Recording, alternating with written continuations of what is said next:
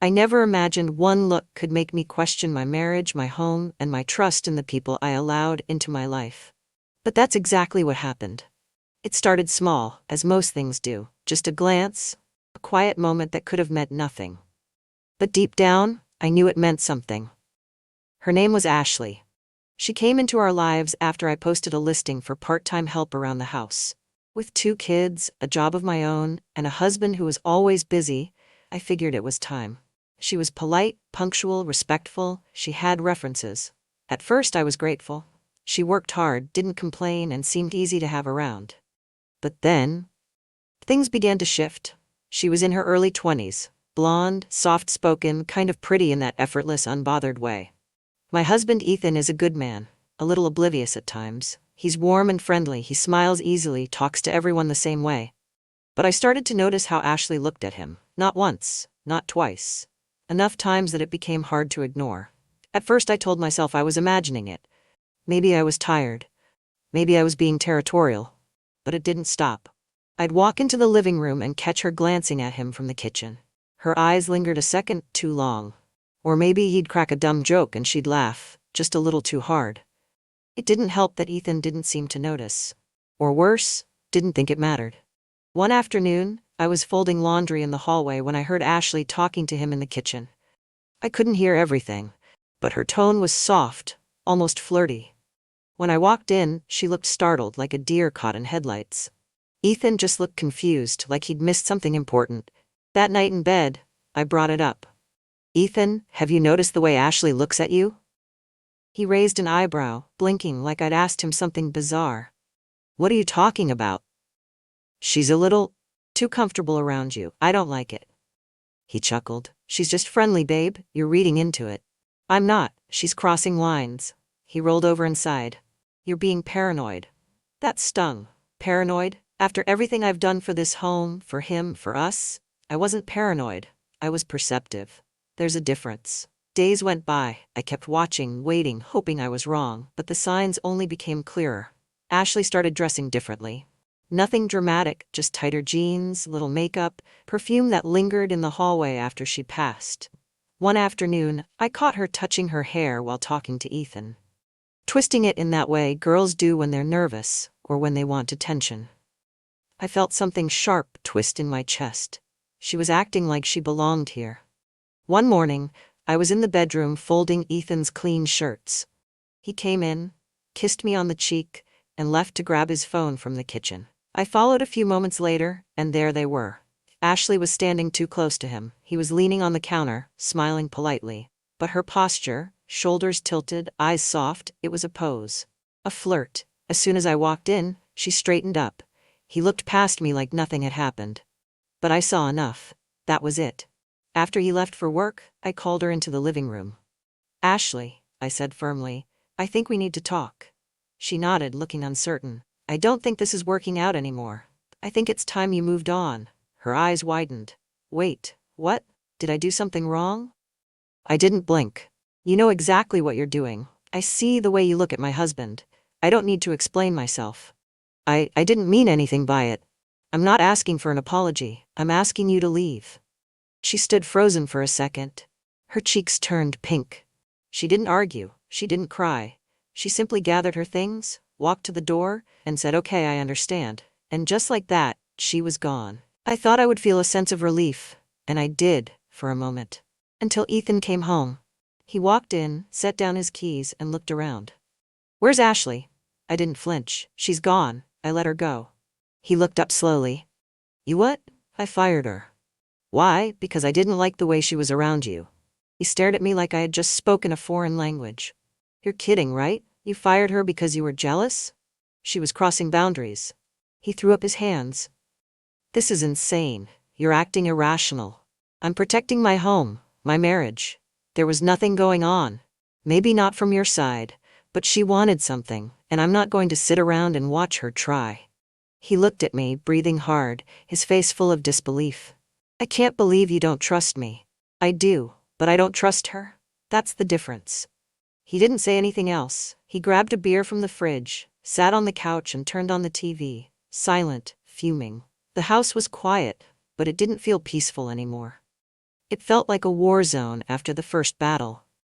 The silence between us that evening was louder than any shouting match we could have had. Ethan sat on the couch with his arms crossed, remote in hand, flipping through channels without really watching. I busied myself in the kitchen, but my hands trembled as I washed the same plate over and over. The tension stretched across the house like a rubber band about to snap. Every few minutes, I'd glance toward him, hoping he would say something, anything that might show he understood. But his face was blank, cold. He looked at me like I had betrayed him. Finally, I broke the silence. "Are you really that upset with me?" He didn't turn. "You fired someone without even talking to me. I don't need to ask for permission to remove someone from my own home, especially when that person disrespects our marriage." He looked over his shoulder. "So now she disrespected our marriage? Jesus, Claire." I flinched. The way he said my name, it didn't sound like love. It sounded like exhaustion. "Yes," I said slowly, deliberately. "She crossed lines. You didn't see it, but I did." He turned off the TV and stood up. "No, you think you saw something. You've always had this tendency to imagine the worst, to assume every woman who talks to me is trying to steal me away. That's not true." He stepped closer. "Isn't it?" I stared at him. My mouth opened, but no words came out. He wasn't just angry, he was hurt. And the worst part? I didn't know if it was because I fired Ashley, or because he didn't like that I didn't trust his ability to handle it. "I'm your wife, Ethan," I said, voice low. "If I feel something is off, that should matter to you, even if you don't see it." He shook his head, pacing.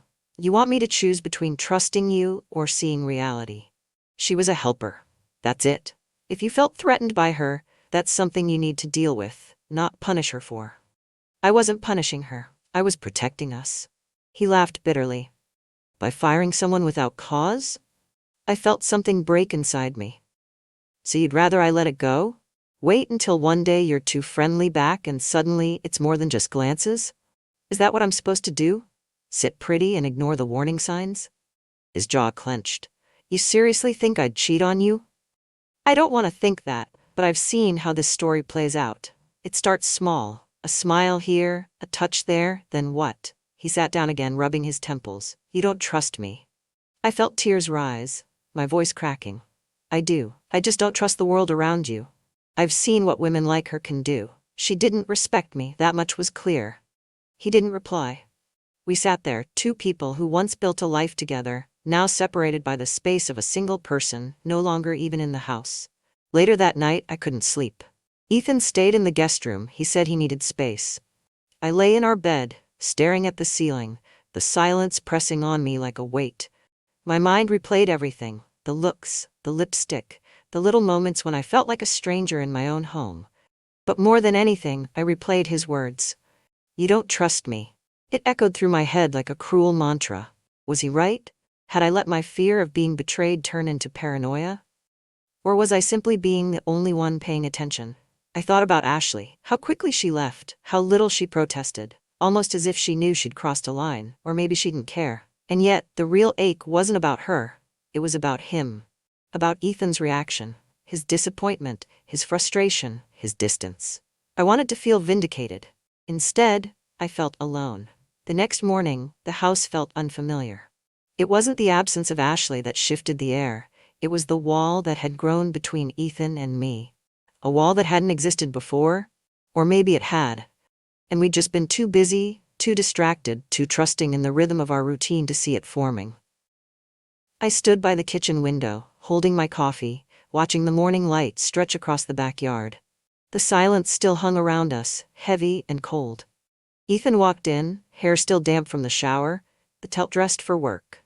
He grabbed a mug, poured his coffee, and leaned against the counter. We didn't look at each other. Finally, he spoke. "I'm not mad that you fired her." I turned. It wasn't the voice of accusation anymore, it was quieter, softer, tired. "I'm mad that you didn't talk to me, that you assumed I couldn't handle a boundary." I nodded slowly, setting my cup down. "And I'm hurt that you didn't see what I saw, or even try to." He sighed, rubbing the back of his neck. I don't want to be treated like I'm some clueless idiot who doesn't know when someone's hitting on him." I wasn't encouraging her. "I know you weren't. I do trust you, but I don't trust everyone who walks through that door." He looked at me for a long moment. Why didn't you tell me before you made the decision? Because I knew you wouldn't agree. And I didn't want to argue. I wanted peace. And I thought that removing her would give me that. I laughed bitterly. Clearly, that backfired. He half smiled, the first flicker of something human between us in 2 days. Yeah. Just a little. I sat down at the dining table folding my hands. I know I can be protective, maybe even territorial, but I'm not sorry for standing up for myself. Or for you. Or for us. He stayed quiet, nodding slowly. I just wish I hadn't hurt you in the process, I added. He pulled out the chair across from me and sat. I think maybe we've been running on autopilot for a while. You, me, the house, the kids. I didn't even notice her behavior because I wasn't paying attention to much at all. That admission made my chest ache. I noticed, I whispered. I noticed everything. Because I didn't feel seen. The silence between us wasn't angry anymore, it was honest. Naked. Ethan reached across the table, placed his hand on mine. I see you now. And I'm sorry if I made you feel like you were overreacting. I should have listened. Even if I didn't agree, I should have respected what you were feeling. Tears welled up in my eyes, uninvited but inevitable. Thank you. That means more than you know. He gave a small smile. She's gone now, so what happens next? I shrugged. We clean the slate. Maybe get a new housekeeper, someone older, more experienced, someone who knows how to keep their distance. We both laughed softly, and for the first time, it felt real. And maybe, I added, we talk more. Before things boil over. Yeah, he agreed. That sounds like a start. The days that followed, things didn't magically fix themselves. There were still quiet moments, awkward pauses, flashbacks to words spoken in anger, but we were trying. He started noticing more, asking how I was feeling, making small gestures. I tried not to let my fears override my logic. We were both healing from a small but deep wound, one that exposed just how fragile trust can be when not nurtured. We didn't hire a new maid right away. For a while, we handled things ourselves. The house was messier, sure, but something about folding laundry together or scrubbing the counters side by side felt grounding. Some nights we still avoided the topic, too afraid of reigniting the tension. Other nights, we talked openly, letting the walls fall one brick at a time. Reflection. Looking back now, I don't think the problem was Ashley. Not really. She was a symptom of something deeper. A reminder of how easily relationships can drift when we assume things are fine, just because no one is shouting. What bothered me most wasn't her lipstick or her stares. It was that I didn't feel heard. And when I finally acted, I felt punished for protecting something I love. But love, real love, requires confrontation. It needs uncomfortable conversations. It needs courage. I had the courage to say no, to stand up, to draw a line, and he eventually had the courage to see my side. We're still healing, still rebuilding trust, not in each other, but in the way we handle life together. And for now, that's enough.